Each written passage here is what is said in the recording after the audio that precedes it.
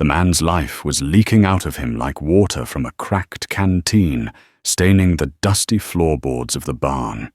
He was Navajo, a leader of his people, and in Jedediah Miller's territory that made him less than a man. But when my daughter Sarah Jane knelt beside him, all I saw was a girl's foolish compassion. She reached out her small, pale hand, hovering over the angry, fever-hot skin of his brow. Then she touched him. A tremor passed between them, a visible shudder in the lantern light. The burning heat of his fever met the strange coolness of her touch, and in that impossible moment, the world shifted. His guttural groan softened to a sigh, and I knew with a certainty that terrified me that his fate no longer rested in God's hands, but in my daughter's. The Arizona sun was a merciless hammer beating down on the parched earth of the Miller Ranch. It baked the soil into a cracked mosaic, bleached the endless sky to a pale, hazy blue, and seemed to drain the very will to live from man and beast alike. For Sarah Jane Miller, the heat was a constant oppressive companion, as was the silence of her father. Jedediah Miller was a man carved from the same unforgiving landscape his ranch occupied. His words were few, his judgments swift, and his heart was as guarded as his water rights. Their ranch, the Double M, sat uneasily on the edge of the Navajo reservation, a buffer of dust and rock between the encroaching world of the white man and the ancient lands of the Diné. It was a place of unspoken tensions, where fences were more than just markers for cattle. They were declarations of war drawn in barbed wire. Jedediah held a deep-seated mistrust for his neighbors, a sentiment echoed by his ranch hands, a surly collection of men who saw the world through the sights of a Winchester rifle. Sarah Jane was an anomaly in this harsh, masculine world. At 19, she possessed a quiet resilience, a grace that seemed out of place amidst the grit and sweat of ranch life. Her mother had passed years ago, leaving behind a legacy of books and a gentle spirit that lived on in her daughter. While Jedediah saw the land as something to be conquered and tamed, Sarah Jane felt its deep, rhythmic pulse. She saw the beauty in the stoic saguaros and the fleeting, vibrant colors of a desert sunset. She also saw the humanity in the faces of the Navajo who occasionally came to the nearby town of Redemption to trade faces that her father and his men saw only with suspicion. The day began like any other with the crow of a rooster and the smell of coffee and bacon. Sarah Jane moved through the morning chores with practiced efficiency, her mind wandering far beyond the confines of the dusty corral. It was late afternoon when two of the hands, led by the foreman, Silas Croft, rode in their horses, kicking up plumes of red dust. There was a grim urgency in their posture. Silas Croft was a man whose ambition was as sharp and cruel as the spurs on his boots. He was wiry and strong, with eyes the color of faded denim that missed nothing and forgave less. He held a position of trust with Jedediah, but Sarah Jane felt a coldness in him, a coiled stillness that hinted at a capacity for casual cruelty. "Found him by the north fence, Mr. Miller," Silas announced, dismounting with a jangle of hardware. "Navajo. Looks like he's been shot. Still breathing barely." Jedediah strode out from the porch, his face a thundercloud. "Shot by who?" "Hard to say. Could be anyone. Finch's men, maybe. Or could have been his own kind," Silas said, spitting a brown stream of tobacco juice near the water trough. The implication was clear. The life of a Navajo was cheap, and the reasons for its ending were many and unimportant. "Leave him!" Jedediah commanded, his voice flat and hard as stone. "The coyotes will handle it. I want no trouble here." Sarah Jane's hands, which had been kneading dough in a large wooden bowl, stilled. A cold knot formed in her stomach. "Father, we can't just leave him to die." Jedediah turned his flinty gaze on her. "This is not our concern, Sarah Jane. He's on our land, which means he was trespassing. We bring him in. The sheriff gets involved. Questions get asked. It's trouble we don't need." But Silas Croft, ever the opportunist, saw a different angle. "Begging your pardon, sir, but Alastair Finch has been pushing his herd closer to our grazing land. If this Indian was shot by one of his men and dies on our property, Finch could try to twist it, say we're harboring hostiles. Might be smarter to bring him in, patch him up just enough to send him on his way. Shows we're good neighbors keeps Finch from having any leverage." Jedediah chewed on this, his jaw working. Finch was a cattle baron whose shadow loomed large over the territory, a man who devoured smaller ranches like a wolf picks off weak cattle. The logic, though cold, was sound. "Fine," he grunted. "Put him in the old barn. Don't waste Doc Evans's time on him. Give him water. If he lives, he leaves. If he dies, we bury him deep and forget we ever saw him. Understand?" "Yes, sir," Silas said, a flicker of something unreadable in his eyes. They brought the man in on a makeshift travois. He was tall and powerfully built, though now his strength was sapped by pain and fever. A dark, ugly wound marred his side, the blood already crusted black on his deerskin shirt. His face, etched with lines of authority and wisdom, was contorted in a mask of agony. His hair, long and black as a raven's wing, was streaked with silver. Even unconscious, he possessed an aura of dignity that seemed to rebuke the dusty squalor of the barn. Sarah Jane watched from the kitchen window, her heart a frantic drum against her ribs. Her father's orders were clear, but the sight of the man, so utterly helpless, ignited a spark of defiance in her soul. She would not let him die. That night, long after the house had fallen silent, and the snores of the ranch hands drifted from the bunkhouse, she slipped out, carrying a basin of fresh water, clean rags, and a small jar of her mother's herbal salve. The air was cool, and the sky was a riot of stars, indifferent witnesses to the small act of rebellion she was about to commit. The barn door creaked open under her gentle push, and she stepped into the darkness, the faint light of her lantern casting long dancing shadows. The man lay on a pile of old hay, his breathing shallow and ragged. His skin was dry and burned with a terrifying heat. As she knelt beside him, she had no idea that this single act of compassion would unravel her world and rewrite the fate of two peoples. The barn was a world of shadows and whispers. The scent of hay dust and old leather mingled with the metallic tang of blood and the sour smell of sickness. The Navajo leader lay still, a figure of broken majesty in the lantern's golden glow. His name, she would later learn, was Natani Nez. But for now, he was simply a life flickering on the edge of darkness, a life her father had condemned. Sarah Jane worked with a gentle, focused intensity. She carefully cut away the stiff deerskin shirt around the wound. It was a nasty gunshot, inflamed and angry. Using the clean rags and cool water, she began to clean it, her touch as light as she could manage. The man didn't stir, lost in the delirium of his fever.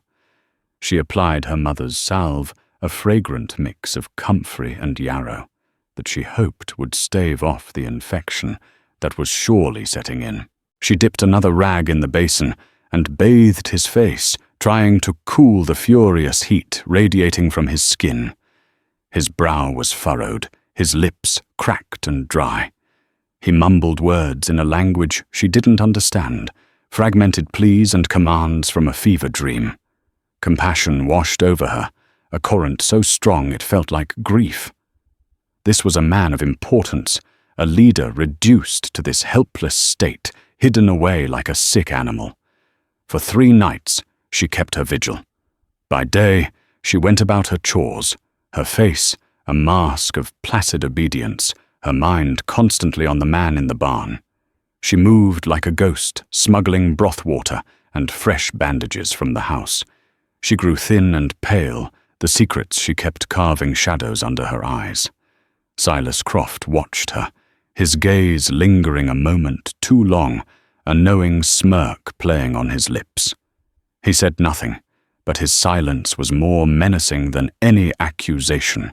He knew she was disobeying her father, and he was letting the rope of her defiance grow longer, waiting for the right moment to pull it tight. On the fourth night, the fever peaked. Nataninez's breathing was a desperate, rattling gasp. His body was rigid with convulsions, and the heat coming off him was like a furnace. Sarah Jane had done all she could. The salves, the cool water, the broth, none of it was enough. She had sent word with a traveling peddler for Doc Evans, using the excuse of a sick calf. But he wouldn't arrive for another day, maybe 2. By then it would be too late. Desperation clawed at her. She knelt beside him, tears blurring her vision. She pressed a damp cloth to his forehead, again and again, but it seemed to steam and dry almost instantly. His skin was fire. In a gesture of pure, unthinking despair, a final helpless plea to a god who seemed to have abandoned this small, dusty corner of the world, she laid her bare hand on his forehead. The world tilted. It was not a thought or a sensation, but a fundamental shift in her reality. A jolt sharp and electric shot up her arm, making her gasp. It was not a shock from static or a trick of the nerves. It was a connection, a powerful and undeniable current flowing between them. She felt the searing heat of his fever, not just on her skin, but inside her, a torrent of raw, chaotic energy pouring into her being. Simultaneously, she felt a profound coolness emanate from her own core, a deep, placid chill that flowed out through her hand and into him. She could feel his pain, the raging fire of the infection, the delirium that clouded his mind. It was a terrifying, intimate invasion. But beneath it all she felt his spirit, a core of immense strength and endurance, a will to live that was as unyielding as the ancient mesas of his homeland. She pulled her hand back, as if burned her heart hammering against her ribs. She stared at her palm, half expecting it to be scorched. It looked the same, but it tingled with a strange residual energy. She looked at Nataninez.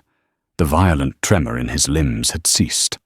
His breathing, while still labored, was no longer a desperate rattle. It had eased into a slower, deeper rhythm. Was it her imagination, a coincidence born of exhaustion and fear? Hesitantly, she reached out again. She pressed her palm against his chest directly over his heart. The same sensation washed over her stronger this time. The torrent of his sickness flowed into her, a chaotic, burning river, while the cool, calm river of her own life flowed into him. It was an exchange, a balancing. She felt a wave of dizziness, a sudden draining fatigue, as if her own vitality were being siphoned away. But she held on, compelled by an instinct older than reason. She held her hand there for what felt like an eternity, her entire being focused on the strange, silent transaction taking place between them.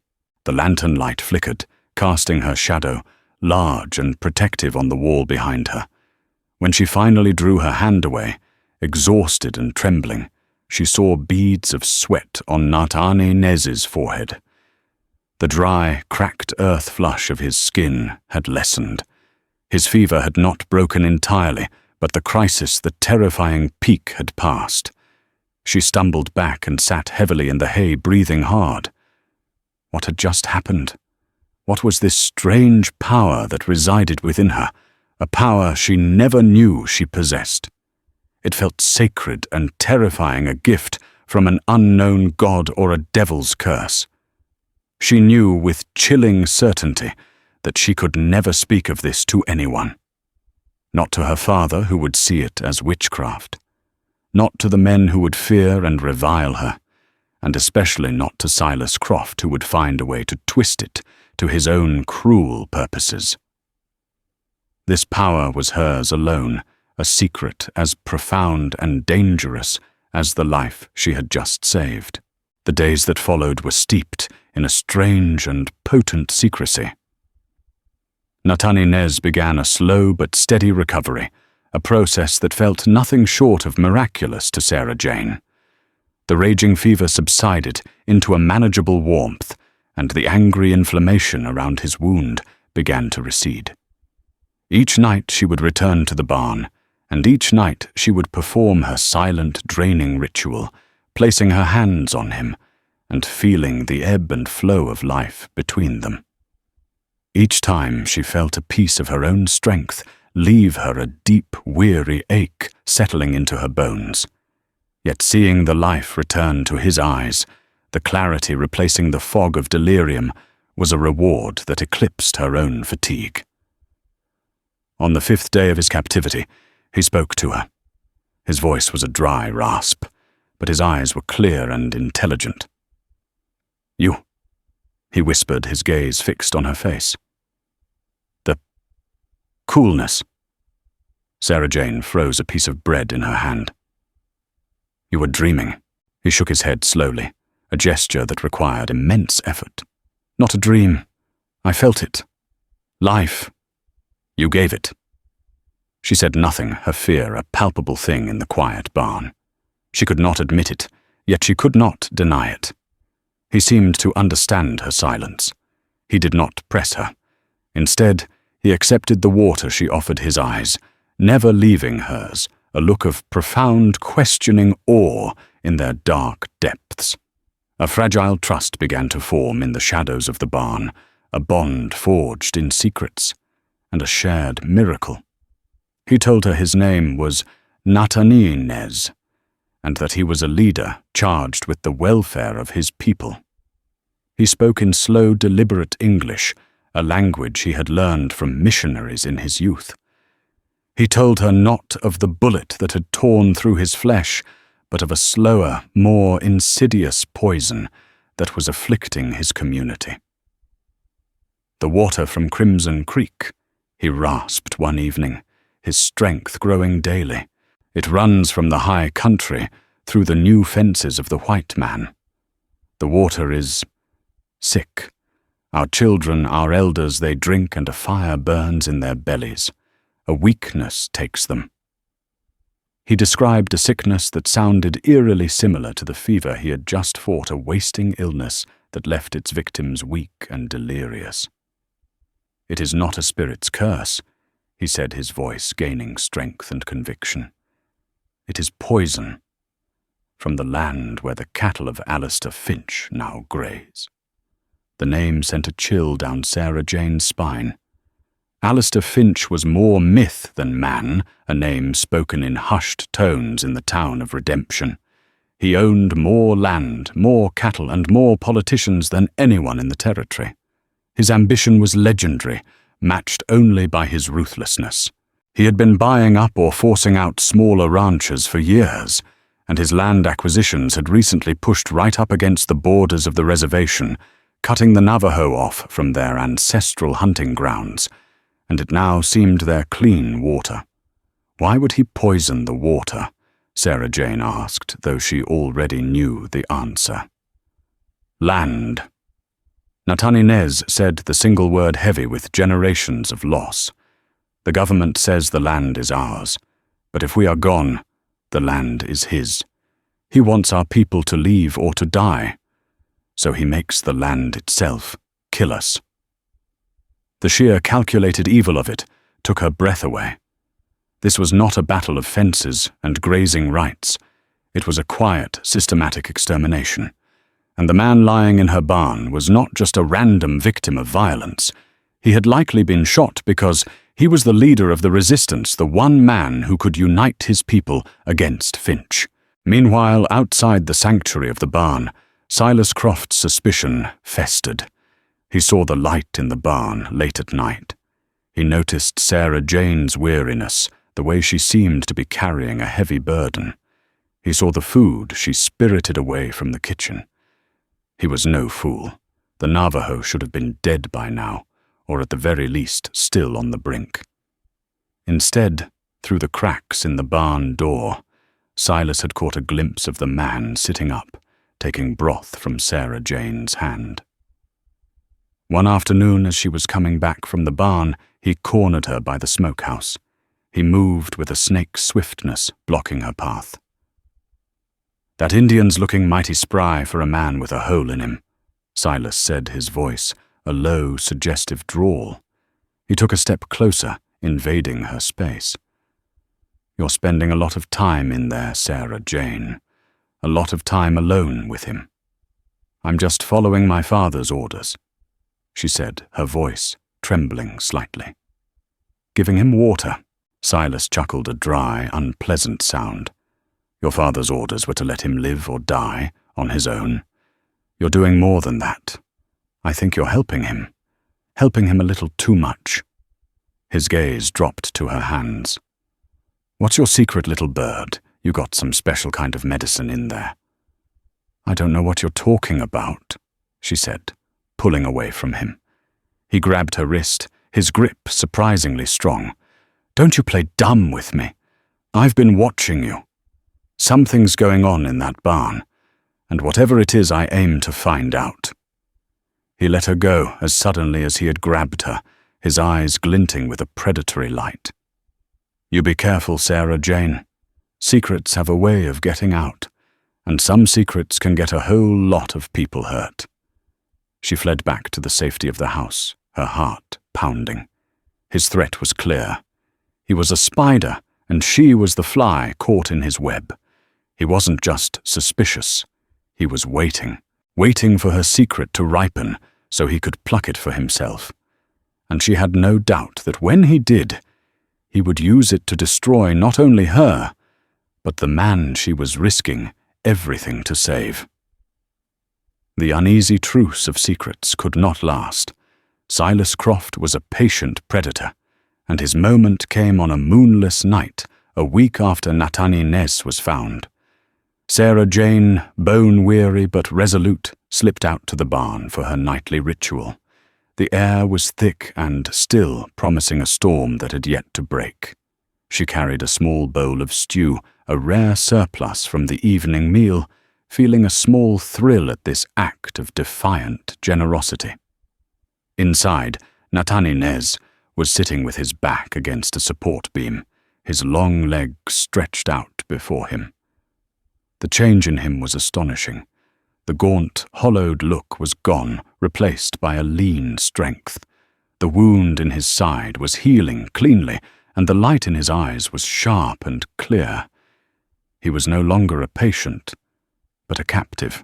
"Your spirit grows tired," he observed, as she entered his voice, a low rumble.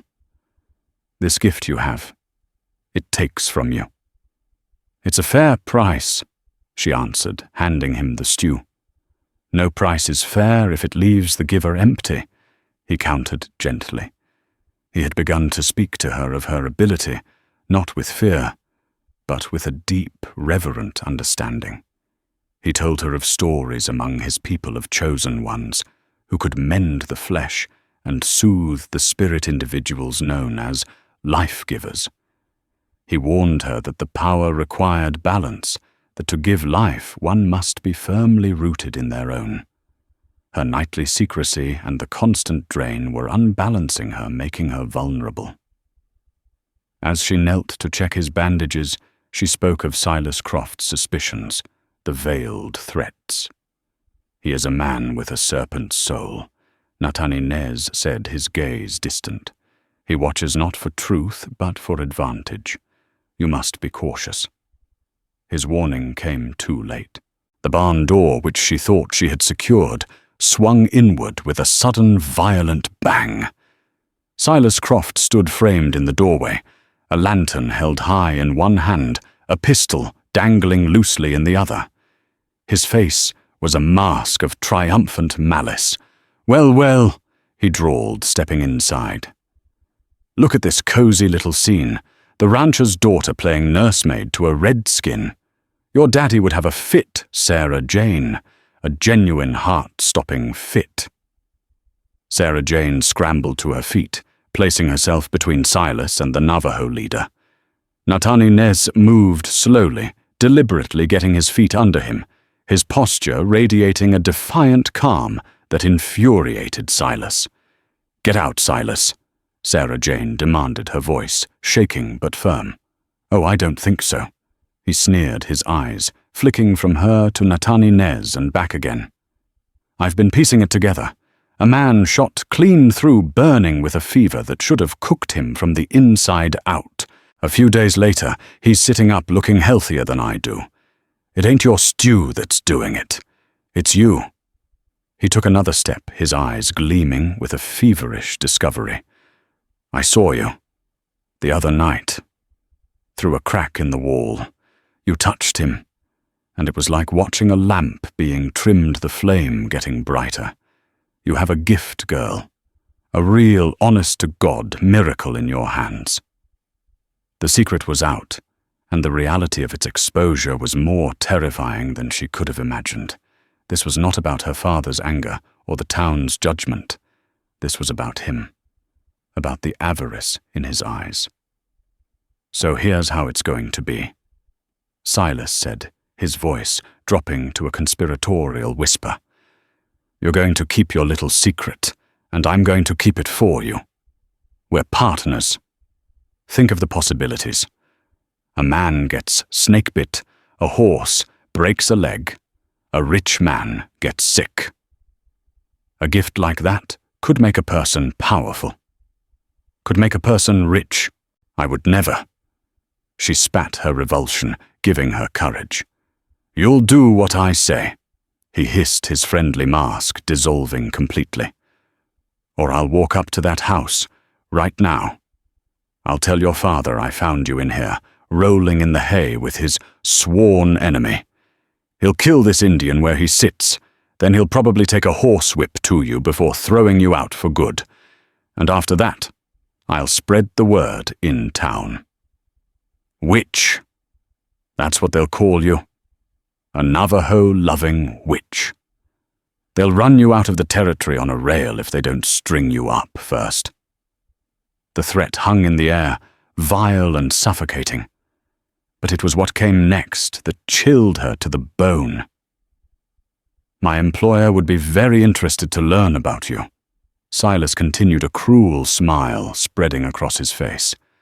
"He'd also be very interested to know that Natani Nez is still alive." Sarah Jane's blood ran cold.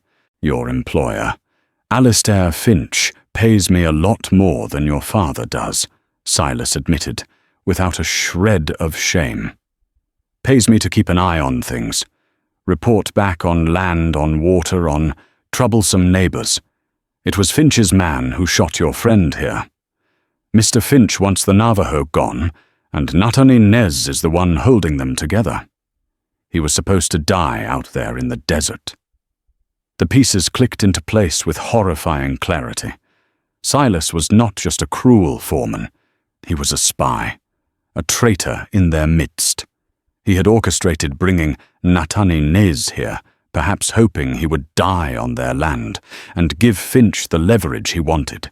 Her intervention had ruined that plan, but now it had presented him with a new, much more valuable prize. Finch has been looking for a way to secure his legacy. Silas mused, his eyes distant with greed. He's not a young man. Aches, pains, the fear of the grave. A woman who can heal with a touch, why, she'd be worth more than all the cattle in Arizona. He would keep you, a prized possession. You'd never have to worry about anything again.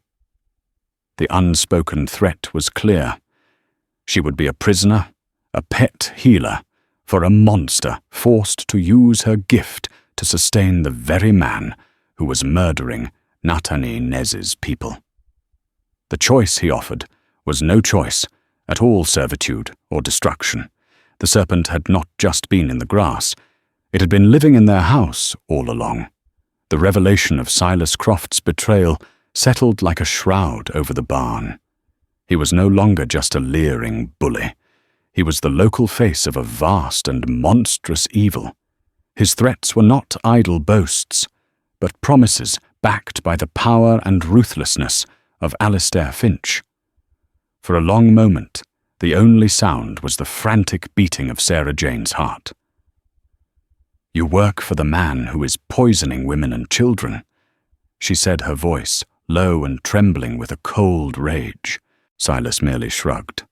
"A man's got to make a living. Finch is the future of this territory. Your father, he's the past.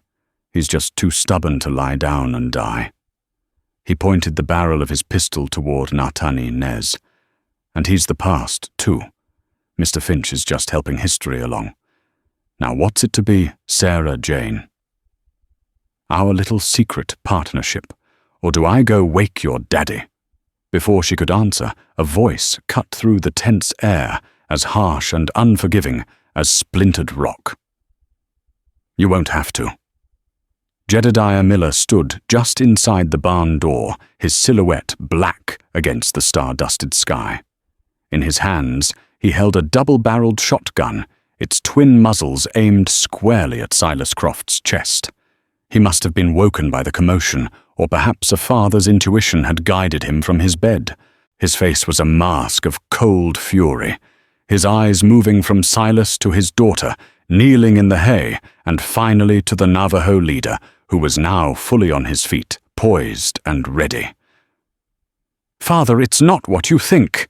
Sarah Jane began scrambling to her feet. "Silence!" Jedediah commanded, his voice cutting her off.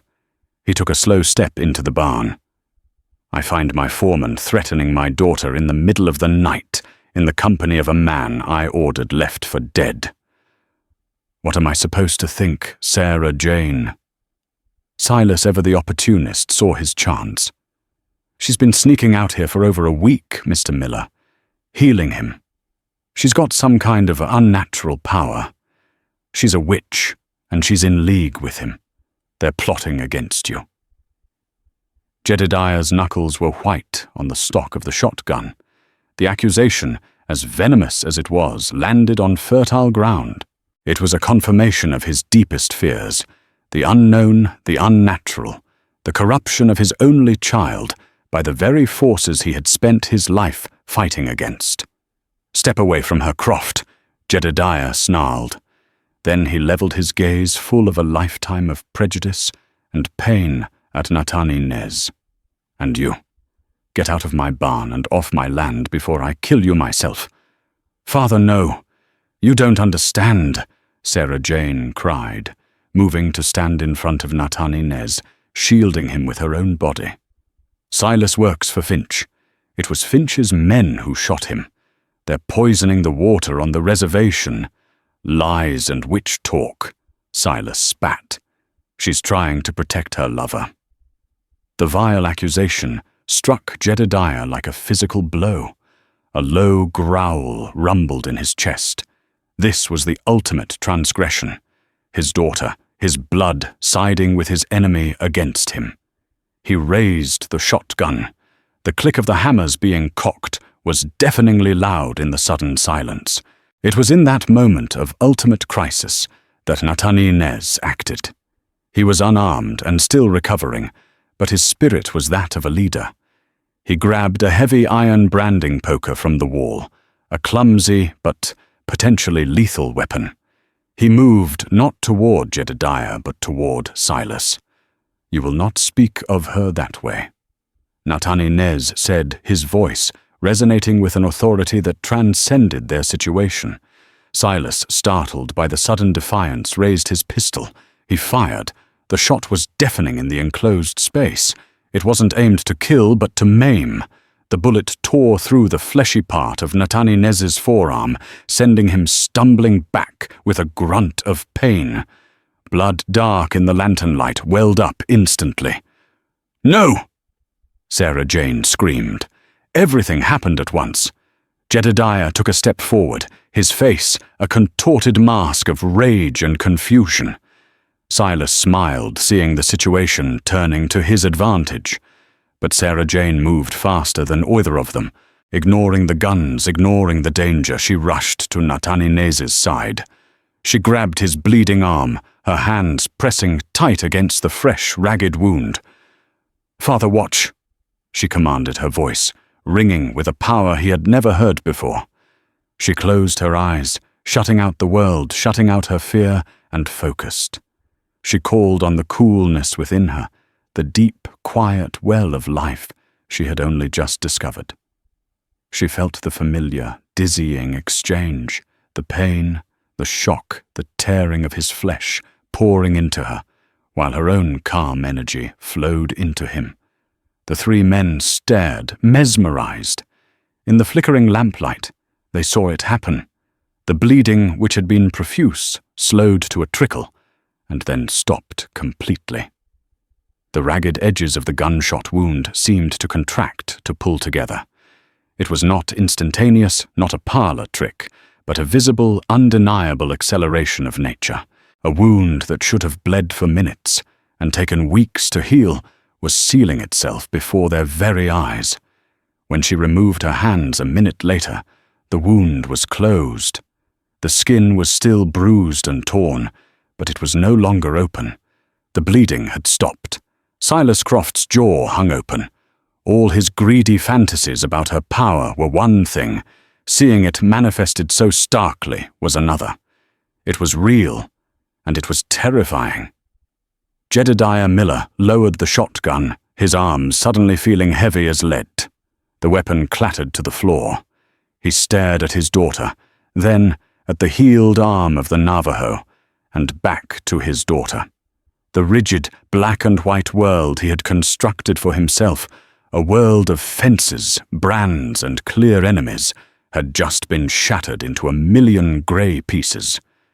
He saw the profound exhaustion on his daughter's face, the paleness of her skin. He saw the cost of her miracle. The man before him was no longer just a Navajo, an enemy. He was a man his daughter had saved, a man she had just protected, with a power so profound it defied all reason. And Silas Croft was no longer just a foreman, but a liar and a traitor who had tried to kill a guest, however unwilling, under his roof. And his daughter? His Sarah Jane was someone he didn't know at all.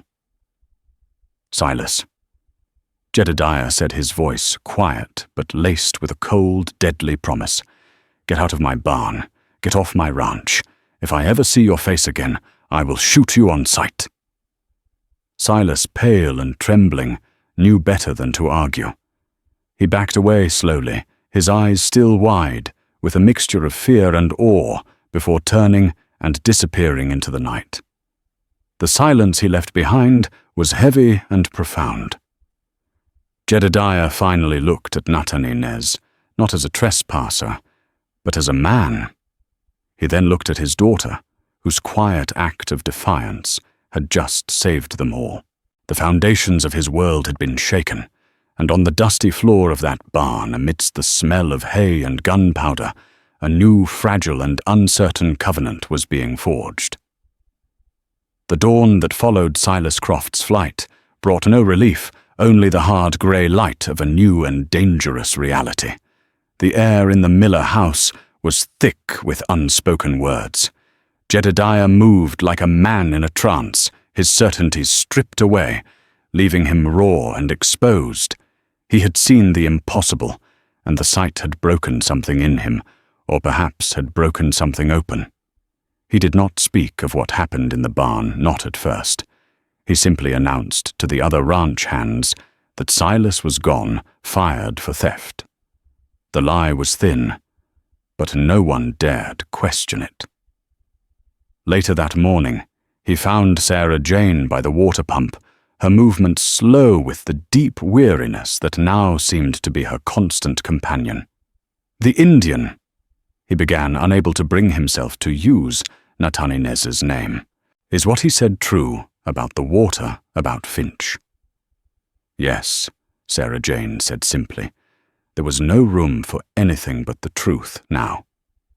Jedediah stared out at the horizon, at the hazy line where his land ended and the reservation began. Alistair Finch was a cancer on the territory. Jedediah had long recognized the man's insatiable greed, but he had believed Finch's ambition was limited to land and cattle, the conventional currency of power in the West. Poisoning wells, deliberately destroying a people for their land that was a different kind of evil. It was an evil that would not stop at the reservation border. Today Finch poisoned Crimson Creek. Tomorrow he might divert the aquifer that fed the Double M's only well. Finch didn't just want to be a cattle baron, he wanted to be a king, and kings did not tolerate neighbors-only subjects. "We need proof, Jedediah said, his voice rough. "Something the law can't ignore. Something even Finch's money can't bury." The "we" hung in the air between them. It was the first time in years he had included her in such a way. A partnership. Later the three of them met in the barn, a council of war between the unlikeliest of allies. Nataninez, his arm still tender, but functional, stood tall. The dynamic had shifted. He was no longer a prisoner, but an ally, a leader whose wisdom was now essential. Jedediah, for his part, listened more than he spoke, his gaze assessing, calculating. And Sarah Jane was the bridge between them, her strange gift, the catalyst that had forced their two worlds to collide. "The poison is strongest near the old copper mine on Finch's new land," Nataninez explained. "The water flows from there into the creek. They dump the tailings, the waste from the digging into the spring that feeds the creek. It carries the sickness of the rock into the water." An abandoned mine, Jedediah mused. There'd be no one there at night. We could ride in, get a sample of the water, maybe find evidence of them dumping the waste. It was a reckless plan. Finch's land was heavily patrolled, but it was their only chance. "I'm going with you," Sarah Jane stated. It was not a request. Jedediah opened his mouth to object, but he stopped. He looked at her, at the quiet steel in her eyes, and knew it was useless to argue. She was no longer just his daughter. She was a woman who had faced down death and treachery and had not flinched. They decided to take one other man, Gus, the oldest of the ranch hands, a quiet, wiry man, whose loyalty to the Miller family was absolute and unquestionable. He had been with Jedediah for 30 years and had dandled Sarah Jane on his knee as a child. He was told only that they were investigating water theft by Finch, a lie of omission he accepted without question. They rode out as the moonless dark settled over the desert, 4 riders moving as silent as ghosts through the sagebrush and mesquite. The land was treacherous at night, a landscape of looming shadows and unseen gullies. Nataninez led the way, navigating by the stars and the shape of the land with an intimacy that left Jedediah in grudging admiration. They reached the hills bordering Finch's property near midnight. Dismounting, they left Gus with the horses and proceeded on foot, scrambling up a rocky incline that overlooked the old mine. Below them, a scene of methodical evil was illuminated by the stark light of several lanterns. 2 of Finch's men were backing a heavy wagon to the edge of a deep spring-fed pool that bubbled up from the earth. With levers they tilted the wagon bed, sending a cascade of grey, sludgy rock and mine tailings tumbling into the clear water. The pool, which was the source of Crimson Creek, churned with the foul discharge. "There's our proof," Jedediah whispered, his voice tight with fury. But as they watched, a 5th figure emerged from the shadows. It was Silas Croft. He was speaking with the men, gesturing back towards the direction of the Miller ranch, a confident smirk on his face. He had obviously gone straight to Finch, not just to report his failure, but likely to tell him everything about Sarah Jane. They had been so focused on the dumping that they had failed to see the trap. Suddenly the night erupted. A rifle shot cracked from a ridge above them, the bullet whining past Jedediah's head. Men rose from the shadows, all around their rifles, barking in the darkness. It was an ambush. Silas must have anticipated they would come for proof. "Back to the horses!" Jedediah yelled, shoving Sarah Jane behind him and firing his Winchester into the night. Nataninez moved with a warrior's instinct, using the rocks for cover, drawing the fire of 2 men and giving Jedediah time to retreat with his daughter. They scrambled back down the slope amidst a hail of gunfire. They could hear Gus returning fire from where he waited with the horses, a desperate attempt to cover their escape. They reached the horses just as Gus cried out a sharp, choked sound. He was slumped over his saddle, a dark stain spreading across his shirt. Jedediah and Nataninez managed to get him onto his horse and pull Sarah Jane up behind her father. They galloped away into the darkness, the sounds of shouting and gunfire fading behind them. They had escaped, but they were not safe. They had walked into the devil's parlor, and he now knew their names, their faces, and the secret of the miracle worker in their midst. The ride back to the Double M was a desperate flight, with the life of a loyal friend bleeding away, and the full weight of Alistair Finch's wrath about to descend upon them. The ride back to the ranch was a frantic, desperate prayer against time. Gus was fading fast, his breathing shallow, his lifeblood soaking Jedediah's back. They laid him on the kitchen table, the heart of the home transformed into a makeshift infirmary. The bullet was lodged deep in his shoulder, and he was burning with fever. "Sarah Jane." Jedediah said, his voice raw with a plea he had never before uttered. "Do it." There was no time for hesitation. Sarah Jane placed her hands on the old rancher's chest. She closed her eyes and reached deep within herself, deeper than ever before. She pulled on her power, drawing the pain and the fire of the infection out of Gus and into herself. It was a monumental effort. The old man's life force was faint, a flickering candle in a gale. The drain on her was immense, a physical agony that made her vision swim and her knees buckle. She felt as though her very soul were being poured out, leaving a terrifying void behind. But she held on, anchored by the desperate hope in her father's eyes and the quiet strength of Nataninez at her side. After a long, harrowing struggle, Gus's breathing evened out. The bleeding stopped. The raging fever subsided. Sarah Jane collapsed into a chair, gasping, so utterly depleted she could barely move. She had saved him, but the cost was immense. They knew Finch would not wait. He was not a man to leave loose ends. He would come for them, for the witnesses, and most of all for the prize Silas had told him about. He would come for Sarah Jane. "We can't stay here," Jedediah said, looking at his daughter's ashen face. "We have to run." "No," Nataninez said, his voice firm. "He will hunt you wherever you go. There is no running from a man like that. We cannot run. We must fight. Here." He was right. The Double M was their land. To run would be to surrender everything. They had only a few hours until dawn. A few hours before, Finch and his men would surely descend. They had no army, only a tired rancher, a wounded Navajo leader, a barely conscious old hand, and a young woman exhausted by a miracle. But Nataninez had a plan. It was not a plan for a conventional fight, but for a reckoning. As the first hints of pink streaked the eastern sky, they saw the riders. A small army, at least 15 men, led by Alistair Finch himself. He was a portly man who sat uneasily on a magnificent black stallion, his face florid with arrogance and impatience. Silas Croft rode at his side, pointing toward the ranch house. But the ranch was quiet. The bunkhouse was empty, the house dark.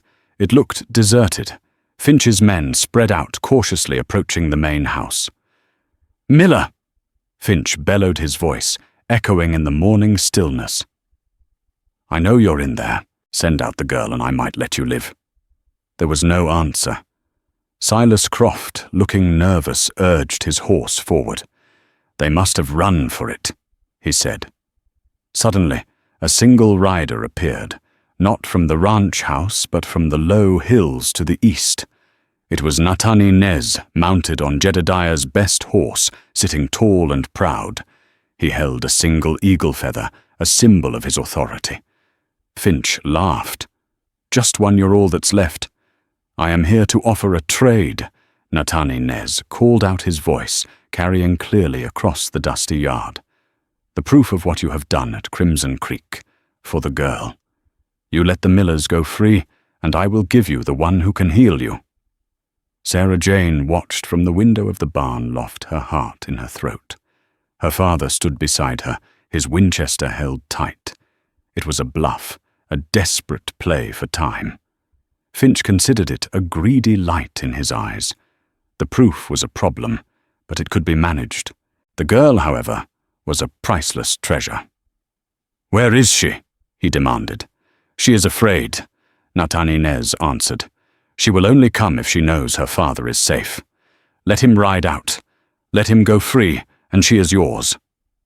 Finch, consumed by his desire, agreed. "Miller, you have 5 minutes to ride out of here. Head north, and don't look back." Jedediah looked at his daughter.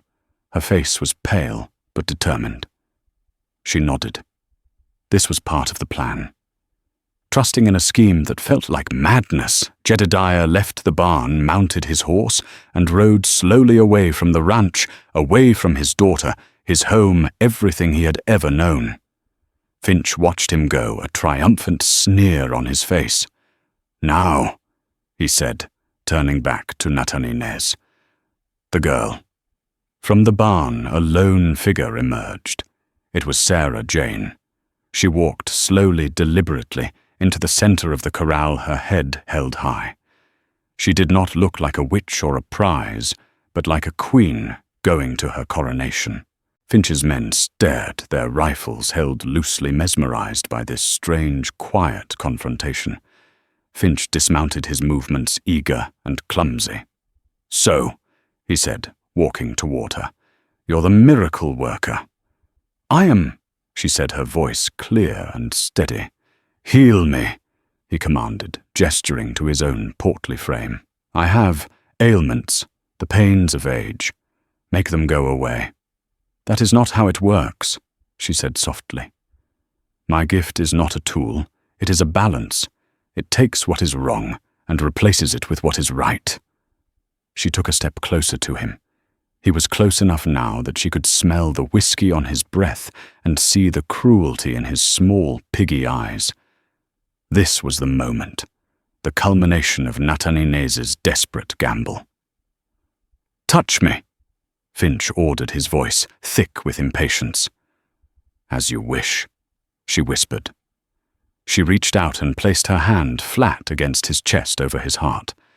But this time, she did something different. She did not open herself to receive his sickness. She did not offer him her own vitality.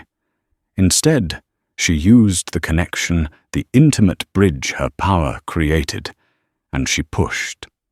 She did not push with healing or coolness. She took all the poison he had poured into Crimson Creek, all the pain of the Navajo children, all the greed and hatred that festered in his soul, all the poison that was already inside him, and she focused it, amplified it, and reflected it back into his own heart. Finch screamed. It was not a sound of pain, but of pure existential terror. His eyes went wide, seeing not a girl, but a vision of his own blackened soul. The life of avarice, the casual cruelty, the countless lives he had ruined, it all flooded his consciousness in a single overwhelming torrent. He did not feel physical pain, but the crushing weight of every sin he had ever committed. His body convulsed, and he fell to his knees, clutching his chest. He wasn't dying. He was breaking. The force of his own malevolence turned inward was shattering his mind. His men watched, horrified and bewildered. Silas Croft, realizing the tables had turned catastrophically, tried to raise his pistol, but a shot rang out from the hills. Jedediah Miller had not ridden away. He had circled around. Silas screamed and clutched his shoulder, falling from his horse. At the same time, from the other side of the property, a wave of riders appeared, Navajo warriors summoned by Nez before the confrontation emerged from the arroyos and canyons where they had been waiting. They descended on Finch's terrified and leaderless men, not with bloodlust, but with the focused intention of capturing them. The fight was over before it had truly begun. In the end, Sarah Jane stood in the dusty corral surrounded by the wreckage of Alistair Finch's ambition. He was a whimpering, broken man, his mind lost in a prison of his own making. Silas and his men were captured. The proof from the mine combined with their testimony would be enough to dismantle Finch's empire for good. Jedediah walked to his daughter's side, his eyes filled with an emotion she had never seen there before, or he put a hand on her shoulder, a gesture of connection that spoke more than words ever could. Nez approached them, leading his horse. He stopped before Sarah Jane and bowed his head slightly. "Life-giver," he said, "you have saved us all. You did not heal the man, but you brought him justice. You brought balance." Sarah Jane looked from her father to the Navajo leader, from the captured men to the open sky above. She was no longer just the rancher's daughter. She was a bridge between two worlds, a woman who had discovered a power, not of destruction, but of reckoning. Her touch had not only saved a man's life, it had changed the course of their future, proving that sometimes the greatest strength is not found in a fist or a gun, but in the quiet, mysterious courage of a healing hand. The story of Sarah Jane Miller and Nez became a quiet legend in that corner of the territory, a tale whispered not of witchcraft, but of justice. It's a story about how the most unexpected person can hold the power to change everything, reminding us that true strength often lies dormant, waiting for a moment of impossible choice. Their courage forged a new respect between the ranch and the reservation, a peace paid for in blood secrets, and a young woman's incredible sacrifice. It proves that even in the harshest of landscapes, compassion can be the most powerful force on earth. If this story of bravery, sacrifice, and hidden power moved you, please take a moment to hit that like button. Share it with someone who loves a story where hope wins against all odds. And most importantly, subscribe to our channel for more tales from the forgotten corners of history. Your support allows us to keep telling these incredible stories. Thank you for listening.